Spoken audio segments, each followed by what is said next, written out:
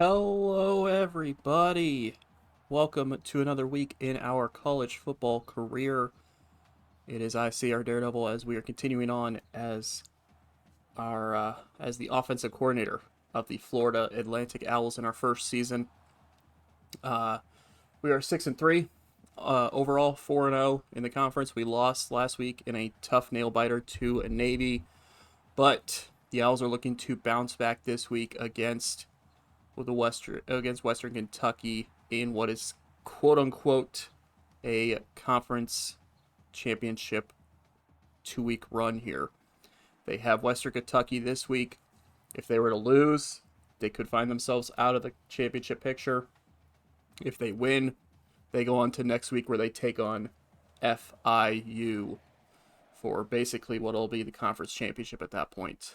But we're going to have to see if they can bounce back from their loss last week to get themselves a victory here against Western Kentucky. As you see there on the screen, FAU, the number 2 rush defense in the nation, number 3 turnover differential team in the nation as well.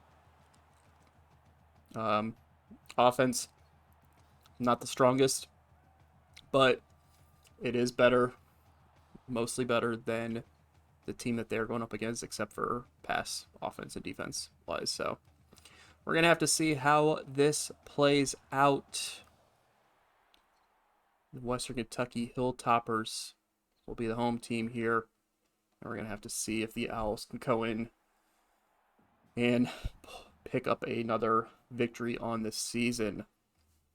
6-3, as I mentioned, after that rough loss last week to Navy. They pulled it out in the end. We gotta give them credit. They did pull it out in the end, and we didn't have a way to be able to win that game. So, well, we had ways to win it, but we just couldn't make them all work in our favor at the end of the whole thing. So, we'll have to see how it plays out here today, as we try to get this conference wrapped up. Try to get a conference championship in our first season. Jesse Cox, the quarterback there, 1,800 yards on the season so far. Only thrown 9 touchdowns to 5 interceptions. He hasn't thrown a lot of touchdowns, but he's gotten the yards through the air and set up great situations for that run game. Headlined by Brett Daniel, the man who has 1,100 yards on the ground so far this season, and Aaron Duncan, who I believe has like 600 yards on the season, but he has almost twice as many touchdowns because he's usually the short yardage guy for the run game for the Owls. So we're gonna have to see how this plays out. See if we can leave with a victory. I do apologize if you're hearing a fan in the background. It is incredibly warm in my apartment as usual.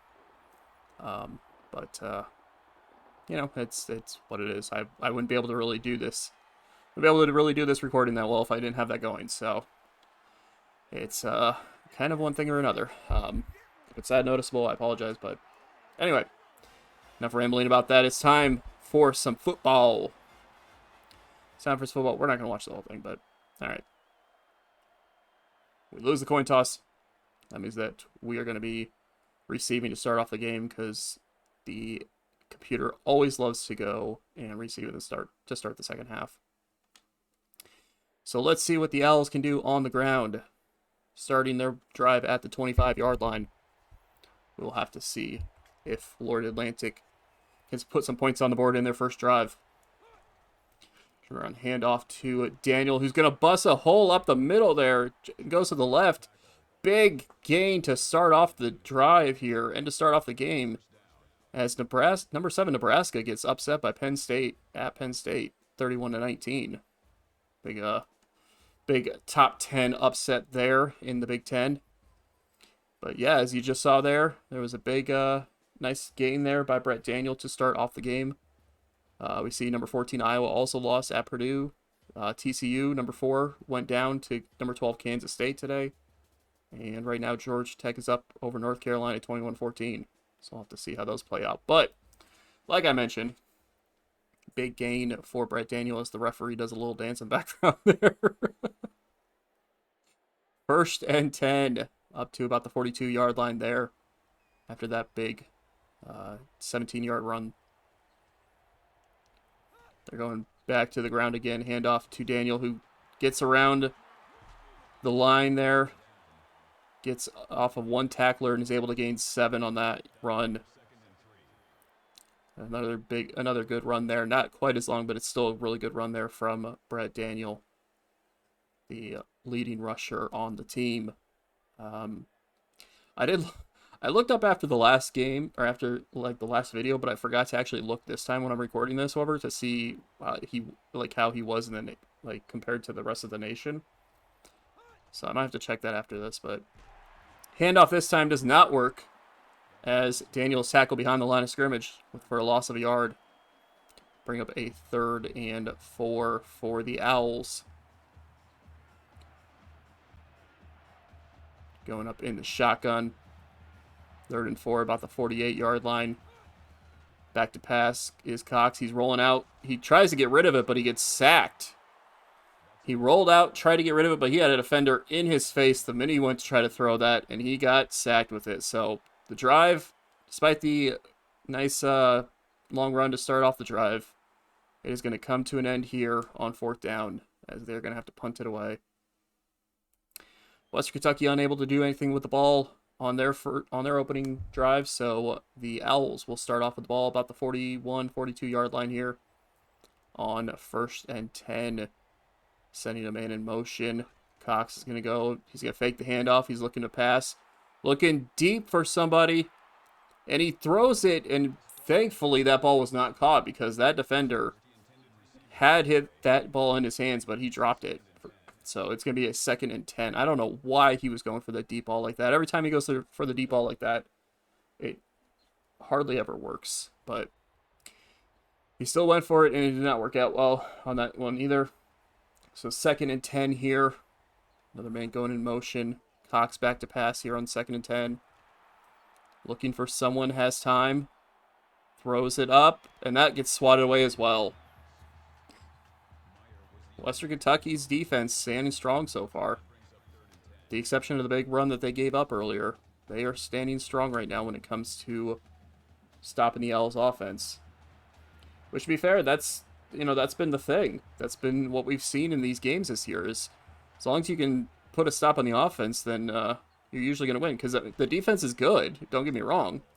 But usually you can at least get some points on the defense. It's just stopping that offense. Once you actually get that offense stopped, then it's pretty easy to leave with a victory, as we've seen in the Navy game and as we saw in the Georgia and Alabama games earlier in the year. But a completion to Jake Meyer, the tight end there on 1st down. He is the leading receiver on the team. He gets the 1st down there and keeps the drive alive, taking it on the other side of the 50-yard line up to about the 46 of Western Kentucky.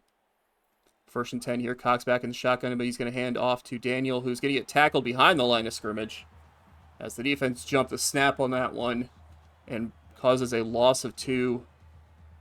Brett Daniel unable to get away from the defenders on that one. So we're going to have a 2nd and 12 here for the Owls, as they are going to be looking to try to get another 1st down here. Sending a man in motion, back to pass.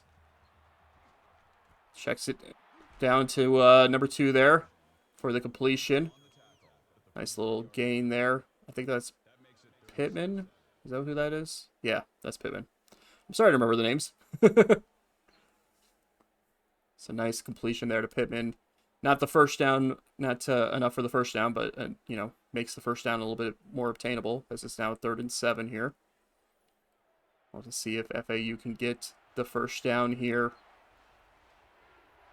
at about the 43-yard line. Cox back to pass on 3rd and 7. Throws it to the right, completes it for the 1st down, and then some. As that is going to be a 1st down. Jesse Cox completing that there to Sears. He's catching that, running up the right side there for the 1st down. I believe Sears is the backup tight end, because we don't really see a lot of him in these games. So I think he's the backup tight end, if I remember right. Nevertheless, Owls at the 31-yard line, looking to keep driving here, looking to see if they can get points on the board with this drive. As Brett Daniel takes the handoff, bounces off a tackler, and is able to get about 9, but there is a flag. And as we've seen with the Owls, the holding is going to bring it back. Freddie Willis, who's pretty commonly getting penalties called on him on a frequent basis. It's going to be a 5-yard holding call. It's going to bring you a 1st and 15 now. Daniel does seem to get, or not Daniel, sorry. Freddie there seems to get holding calls called on him a fair amount. Got to be a little bit more disciplined than that. Nevertheless, 1st and 15 here. We're going to turn around and hand off to Brett Daniel again. This time Daniel's going to go around the line, bounce off a tackler, and get 12 yards on that run there. Made up the yardage lost by the holding call and got some more on top of it. So it's going to bring up a 2nd and 3 for the Owls here. As Daniel looking pretty good on this drive so far. Of course, by me saying that, I probably just jinxed it, but that's fine. 2nd and 3 here. I formation. I'm going to turn around, handoff to Brett Daniel once again, who fights forward for the 1st down. As you see there, 1,100 yards in the season so far. Very good numbers from Brett Daniel as this gets him inside the red zone. Down to about the 18-yard line here. Cox is under center. Sending a man in motion. He's looking to pass here. Completes the short pass underneath there for a 7-yard gain. Jake Meyer with the big grab there. Bring up a 2nd and short situation. As the Owls are just driving now. Trying to get into the end zone here. We're going to turn around, handoff. That ball, that's about 2 yards there by Aaron Duncan. Duncan came in and gave Daniel some rest there and gets 2 yards on that run. So it's going to be a 3rd and 1 here for the Owls. We're going to have to see what they're going to do here on 3rd and short. Cox is back in the shotgun. Looks like it's going to be an option handoff that Daniel's unable to do much with, but there is a flag that came in late. And for some reason, it was holding on the offense, despite the fact that Daniel was already on the ground at that point. Brett Daniel was basically already tackled at that point, and they still called holding on the offense. Doesn't make a damn bit of sense, but whatever. Nevertheless, 3rd and 11 here, so they get to redo it. They get to redo the 1st down, or the 3rd down drive. Now they have 11 yards to get it. I don't know why the defense accepted that penalty, because I would have just declined it and had 4th down. Would have caused them to have to kick the field goal, but nevertheless, Cox across the middle, and that's a completion for the 1st down. See, told you they could have forced the Owls to kick a field goal there, but instead you let them, you let Pittman there gets free and he gets the 1st down. So now it's a 1st and goal instead of 4th and short that would have caused a field goal, or most likely would have caused a field goal. That is. So 1st and goal at the 8-yard line. Can the Owls keep things going here on this drive? They've killed a bunch of time off the clock here in the 1st quarter. As they're going to go and pitch it to the right here. Daniels fighting forward, gets to about the 5-yard line. About the 4 or 5-yard line there, so a few yards on the pitch to the right there is going to bring up a 2nd and goal there. They're crediting him with 2-yard gain, so they're saying it's about the 5.5, 6-yard line or so. Cox under center. Sending a man in motion here. Faking the handoff. Throwing it. And he overthrows his receiver. Looked like he was looking for number 84 there, but he overthrew the receiver. And unfortunately, that's going to bring up a 3rd and goal. I'll have to see if FAU can get into the end zone on this drive here. 3rd and goal back at the Back in the shotgun position. Looking for someone. And throws it across the middle to basically nobody. That ball goes bouncing in the end zone. And that's going to be a 4th and goal. Now, so the defense was still able to hold him to a 4th and goal situation. He just jumped off sides, but apparently the ref didn't want to call that. So whatever. As the kick is up and through. So it is a 3-0 ball game for Florida Atlantic. Taking 4:42 off the clock. 14-play drive that only got 49 yards, but it still took a lot of time off the clock for sure. Western Kentucky unable to do anything on their drive there, so that's going to bring a 1st and 10 from the 19-yard line for the Owls. As we'll have to see if they can get something going here. Get some more points on the board. They already have the 3-0 lead. Nice little slant across the middle. Gonna bring up a 2nd and short. Nice completion there. Brings up a 2nd and 1. Stewart catches that ball across the middle there. Brian Stewart. I don't know that I ever really knew his first name. Maybe I did at one point, but nevertheless, 2nd 1 here. Turnaround handoff. Up the middle, 1st down. As Brett Daniel is able to get the 1st down here. Keep the drive going. Crowd in attendance kind of quiet right now. As the Owls looking to do something here on 1st and 10. Cox is going to take the snap. Throw it underneath, but it's going to be dropped by the receiver. There's going to be a 2nd and 10 there. 2nd and 10 here. About the 32-yard line. Cox is back in the gun. Looking. Throws it to Jake Meyer there, his favorite receiver. Who makes the completion. About 7 yards there. It's going to bring up a 3rd and 3 now. So can the Owls get this one on 3rd and 3? 3 of 5 so far on 3rd down conversions in this game.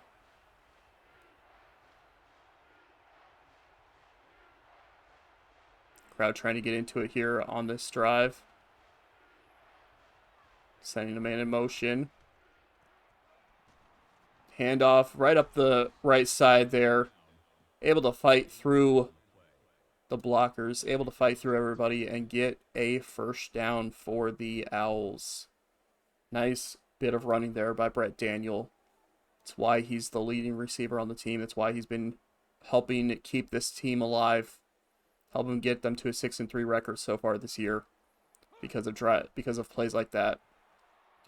Cox back to pass here on 1st down. And he overthrows his receiver. It's going to bring a 2nd and 10 now. Kind of just lofted it up a little bit too much for him.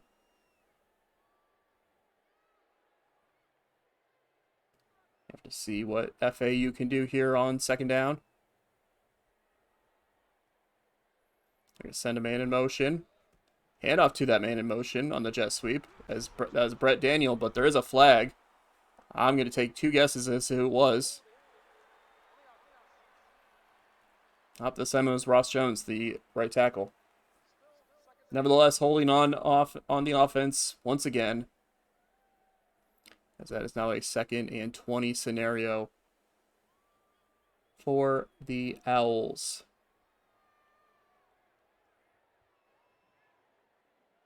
Cox is all alone in the backfield. He's got 5 receivers out there looking for one of them to get open. Has a lot of time. Needs to get rid of it, and he completes it. 1st down. I don't know how Walker got open there like that, but he got that 1st down. He was kind of left alone over there. All the defenders were looking around at somebody else, and he just kind of got left alone here. You see all this time going? Well, I guess he was cutting across the field. Cox is still looking for somebody, and then he sees Walker just wide open there on the right-hand side. Able to get the completion and the 1st down.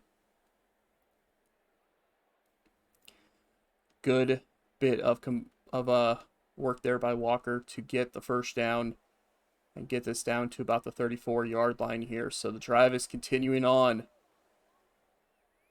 FAU up 3-0. Trying to keep things going here. Turn around handoff to Brett Daniel. Sorry, that was Aaron Duncan who came into the game and got a nice run there after he bounced off of his defender there, or his blocker. Able to get about 8 or 9 on that run there. Good run for Duncan here. Brought up a 2nd and 1. And that's, as I've mentioned multiple times, that's really what this offense has been all about this year. It's that 1-2 punch by the running game. You think that, Brett Daniel, you think when he goes out of the game, maybe you're going to have some success, but then Aaron Duncan comes in and he usually is able to pick up things as if nothing's happened any differently. So Duncan's not able to get the first down on that run there, but he does still technically get positive yardage, as is now 3rd and inches. And this is what I'm saying. It's that 1-2 punch. If one of them's in the game, you got to watch out for him. If the other one's in the game, you got to watch out for him. It's that 1-2 punch by the running game. Turns around, handoff on 3rd down here, and Daniel's going to take it right up the middle, down to about the 1-yard line on that big run. I thought he might be taking in the end zone there, but he had a wide open field there right up the middle. They were so focused on trying to stop him that he just found a hole and was just able to sprint right through it all. And now it's a 1st and goal scenario at the 1-yard line. Can FAU put points on the board here? They've already got a 3-point lead. Can they put more points on the board with this drive here? Turn around handoff, and that is an easy run into the end zone for Brett Daniel, getting the touchdown. And just like that, 9-0 ball game for FAU, pending the extra point, which is made. So it is a 10-0 ball game as Florida Atlantic is up over Western Kentucky here with 3:53 left in the first half. On a drive that goes absolutely nowhere for Western Kentucky, it is now FAU ball once again. Actually, it doesn't even look like it went nowhere. It looks like it was another turnover that the defense is infamous for this year, because they're starting at about Western Kentucky's 33-yard line. He's going to throw it out to the left there. And Daniel had to fight for that yard that he gained. He had to shake off a tackler and then fight forward for that 1 yard that he gained on that drive, on that play there. As you see, 4th quarter action, South Carolina and Arkansas tied at 17 apiece. Number 1 team in the nation, South Carolina, tied with the number 25 team, Arkansas. So we'll have to see if that ends up being an upset at all. Nevertheless, 2nd and 9 here, as that does count as a rush for Brett Daniels, so he gets 1 yard on the ground. 2nd and 9 here, I formation. Cox is going to turn around, hand off to Daniel, who fights forward, just spins forward and everything, and picks up about 6 yards on that run, so it's going to bring up a 3rd and 3.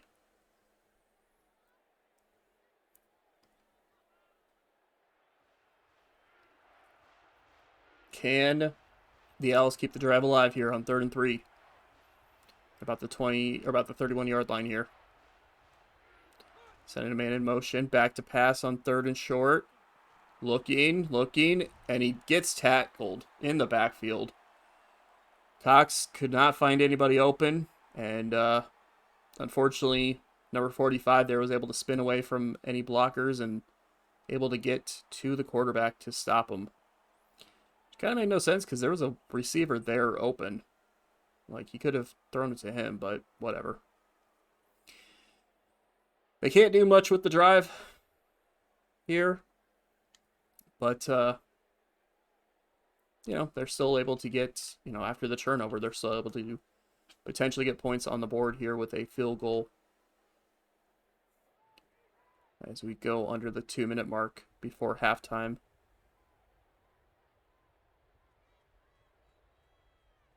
Florida Atlantic perfectly fine with taking more time off the clock. They already have the lead. There's no point in rushing anything. As the kick is up, and it is no good, actually. The kicker unable to clear the uprights there. Kicked it just a little bit short. That's probably why they told us to go for it. Our kicker can't even kick a 45-yard field goal. That's kind of sad, honestly. He didn't have the power for a 45-yard field goal. That is kind of sad. Nevertheless, still 10-0 ball game here. And Western Kentucky is able to get down the field and score right before halftime here, which is not good. Because if the Owls can't get down the field really quickly and get more points on the board, then they're only going to be up by 3 with the Hilltoppers starting the second half with the ball. 21 seconds, Cock backs a pass. Throws it to the left there. That's not going to get you much. You wasted 5 seconds to get 5 yards. South Carolina takes a 24-17 lead in their game with Arkansas here. 5.5 minutes left in that game.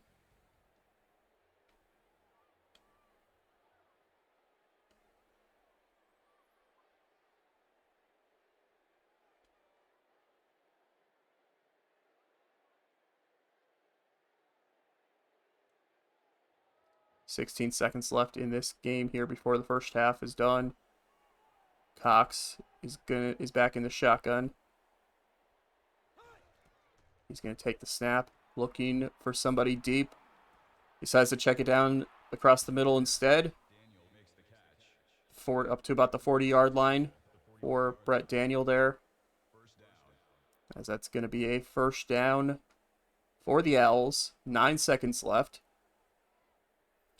Still possible, depending on what they can do here. They might be able to get down the field enough to get in a field goal range, which, to be fair, we saw 45 yards, not good enough. So you have to get really deep down the field, which Cox is going for. He's got a man deep down the left-hand side. He's going to catch that for the touchdown.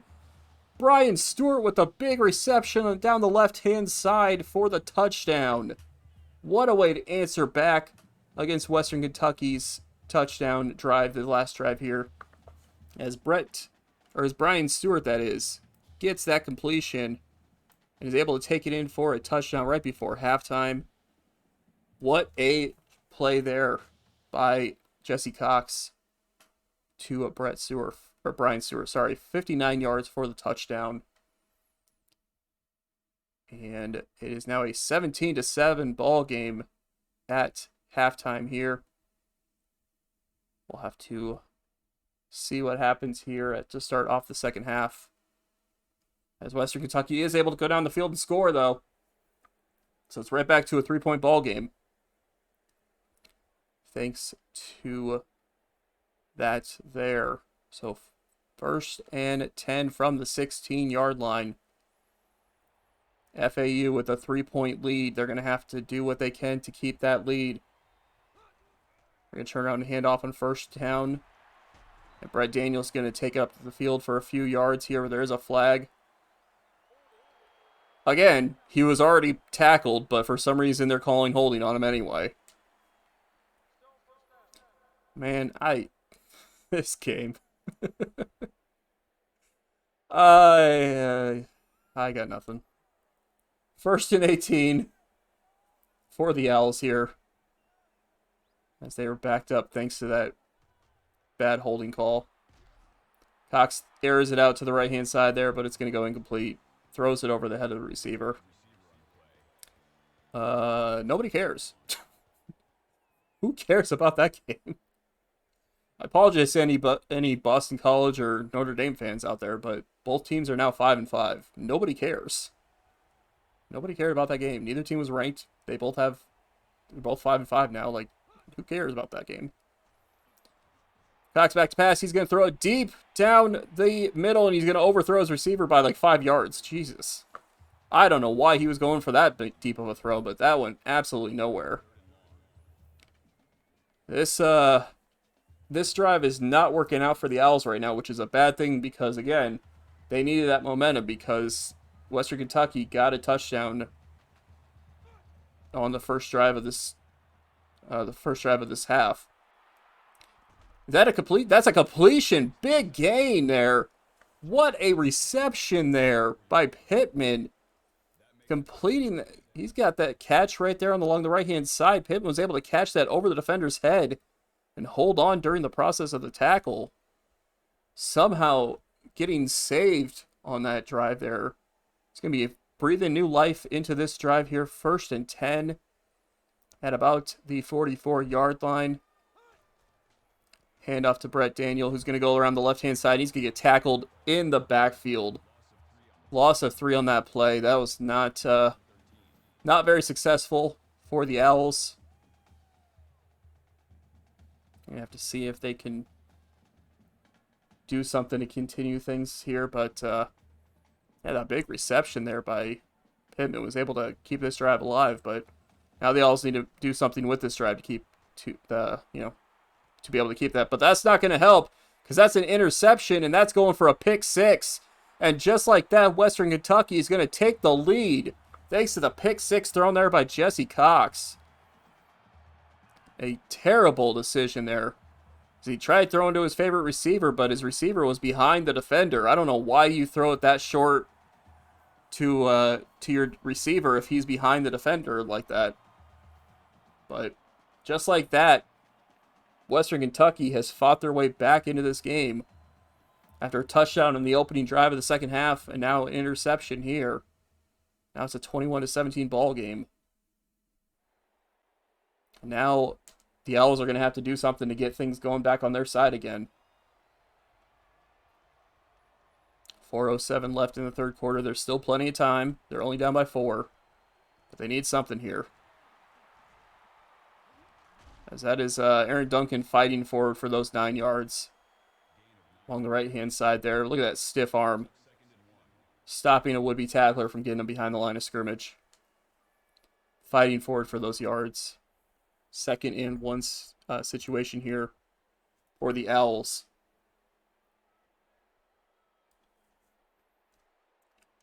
Jesse Cox has made decisions like that so far this year where it's not worked out too well. Thanks to the touchdown at the end of the first half, he does have 10 touchdowns passing on the season, but he also has 6 interceptions. So not a great, touchdown to interception ratio there. Nevertheless, handoff here on 2nd and 1. Big hole there by Brett Daniel. Able to rush forward for the first down. He has 95 yards on the game so far. 6.3 yards per carry. Very good stuff for him, as he's able to get a first down here. Keep this drive alive. They need to get points on this drive. They cannot afford to be down by 4 and not have the ball on offense. They have to get the first down here. Or they have to keep this drive alive, essentially, is what I'm trying to say. Handoff. Brett Daniel able to fight past the line. Get 7 on the run there. It's going to bring up a 2nd and 3 situation. Coming up on the 50-yard line. Can the Owls convert another first down here? Keep things going. Cox. Looks like he's going back to pass, looking for someone. Throws it across the middle, but that gets dropped. So it's going to be 3rd and 3 now.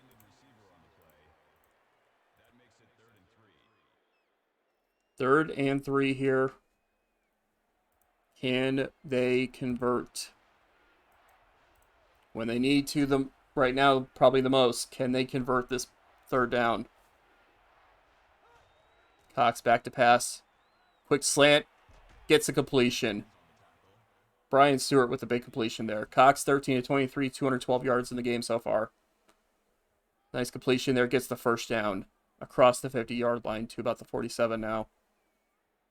So we'll have to see if they can keep things going. Delayed handoff to Daniel, who's just going to run up the middle for an 8-yard gain. Nice delayed handoff there as Daniel's able to find the hole in the offensive line and run forward for 8.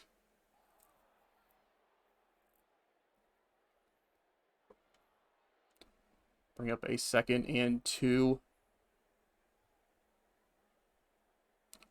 from the 39-yard line. Under 2 minutes left in the third quarter. Another handoff. That one goes nowhere. Gets back to the line. That's about it. As Daniel seems to be a little sore getting up at this point. which is obviously not good for the Owls. They need him in this game. 3rd and 2 here. Another chance to try to convert a 3rd down. Sending a man in motion. Cox back to pass, looking for someone. He has blockers. Throws it, completes it, down to inside the 10-yard line by Pittman. Big catch for Pittman. They're able to get it down to about the 8 or 9-yard line as Cox get through that as he got hit. But he's able to loft it up enough for Pittman to catch that ball in between the 2 defenders there and get the big 1st and goal situation set up here. Daniel's going to be out for the rest of the game at this point. So it's going to be on the hands of Aaron Duncan on the ground when it comes to the ground game. He goes in motion, takes the handoff on the jet sweep. And that does not work out too well, as that is a loss of a couple of yards there. That jet sweep does not do too well. We'll have to see if the Owls can still succeed with Daniel out for the rest of the game. It's a huge blow, but they still might be able to pull it off regardless. Nevertheless, 2nd and goal. We're about the 10-yard line. That one was almost picked off. I don't know why he was throwing it to him. That was almost picked off, and if he had picked that one off, that would have been another pick 6. A bad call there by Jesse Cox, who had a receiver open on the left-hand side, sorry. Nevertheless, 3rd and goal from the 10. They need to get in the end zone. Cox is going to throw it underneath, and that's not going to be good enough. I don't know why he waited like that. He should have tried to direct him to the end zone, because now there's a 4th and goal. So the drive's going to result in potentially a field goal here.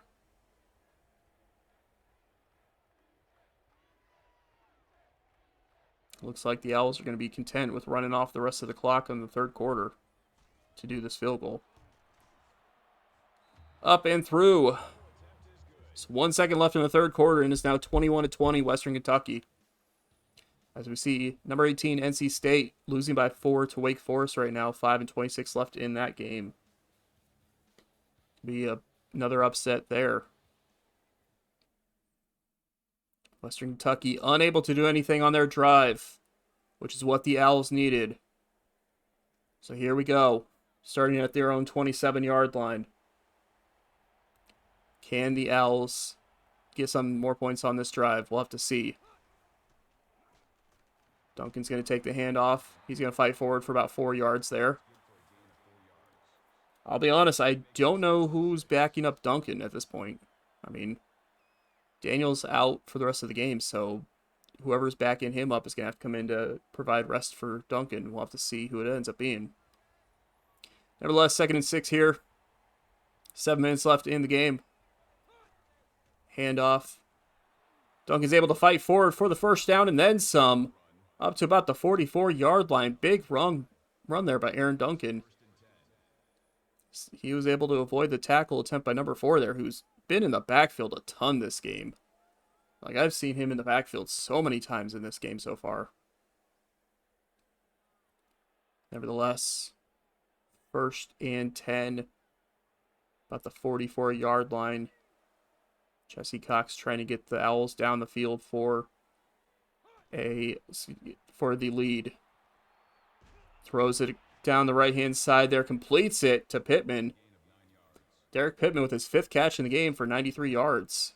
Good stuff there. So it's going to bring up a 2nd and 1 here for the Owls.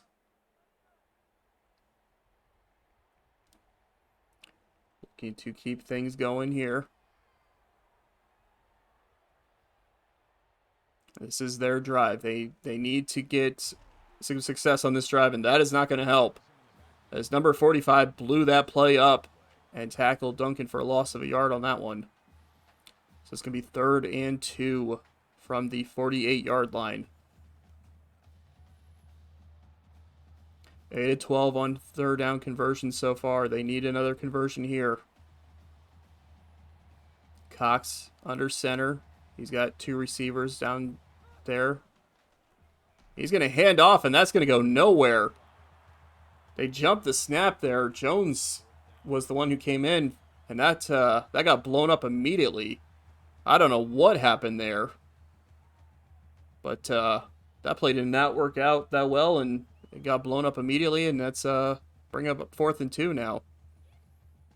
Ryan Jones came in there. Now it's 4th and 2, and it looks like the Owls are going for it here on 4th and 2, which they kind of need to do at this point.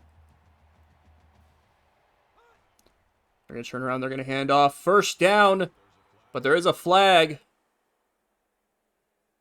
Oh my God.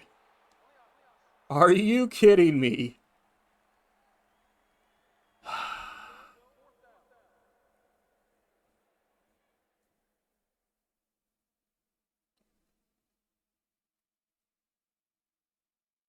I'm about to get rid of my entire right side of my offensive line. A holding call brings them back 10 yards, and now is a 4th and 11, which they're obviously not going to go for. They're going to punt the ball away, and Western Kentucky gets down the field and scores. So with 2:35 left, the Owls now have to get down to the field, score a touchdown, and get the 2-point conversion. All because of a stupid holding call. Well, here we go. Can the Owls get down the field and make this happen? Cox back to pass. He's looking. He has a completion to Derek Pittman on the right-hand side there, who's going to complete it up to about the 44-yard line there. Big completion there, 30-yard gain. Pittman was able to catch that and just really run well with that. Able to get a lot of those yards after the catch there.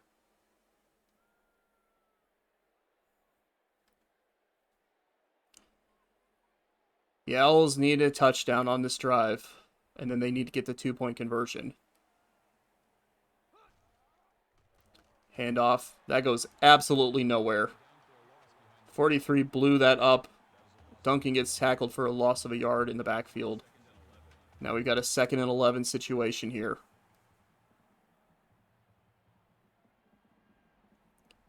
Under 2 minutes left in the game. Cox is back to pass. Gets rid of it quickly. Completes it across the middle.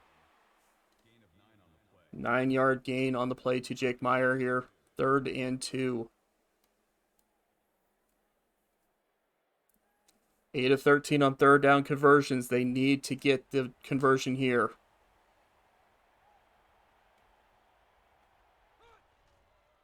Fake the handoff. Cox looking. Completes it across the middle down to about the 13-yard line. Big completion there for the Owls as they are inside the red zone. With that completion there. Brian Stewart with a catch.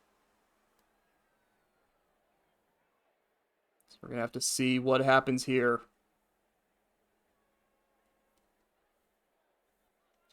First and 10. The clock is ticking. Fake the handoff.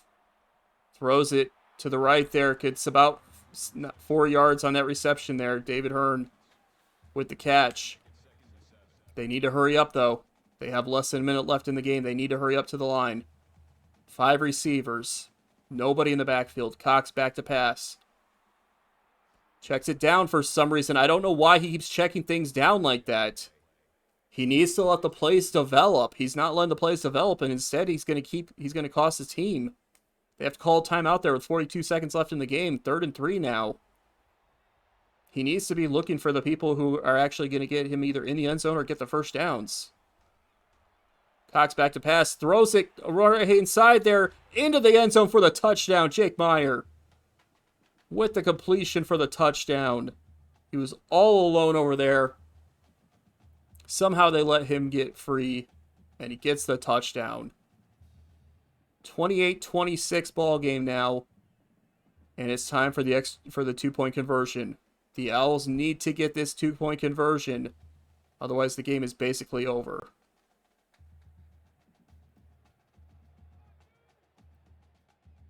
Can they make this happen? Jesse Cox under center. Back to pass. And he gets hit as he went to throw it. And it's no good. Oh my God.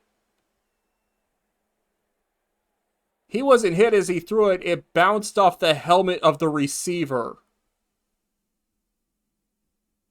David Hearn had that ball bounce off of his goddamn helmet.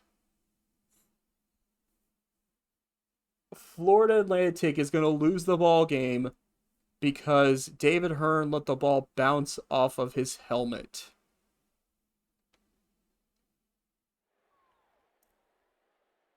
That's the end of the game. The final score is the Hilltoppers 28, Florida Atlantic 26. And the Owls suffer their first loss of the conference this season because of a bounce off of a helmet.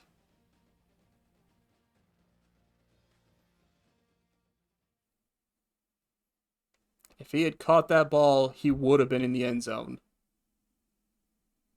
He was open. He would have been in the end zone. But instead, it bounces off his helmet. He didn't even get his hands up to try to catch it. It looked like he wasn't even ready for that. And just like that, Florida Atlantic falls to 6-4 overall. And Western Kentucky goes to 7-3 overall.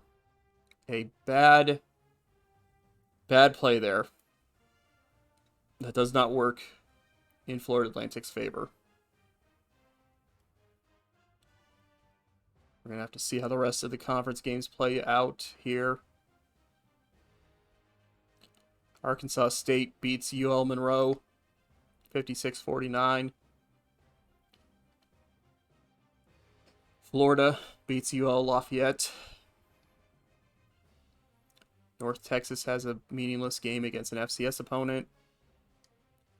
And Troy has to take on Navy this week. And Navy beats Sunbelt opponents back-to-back weeks, as they beat Troy this week as well. So, where does that leave us? Heading into the next week.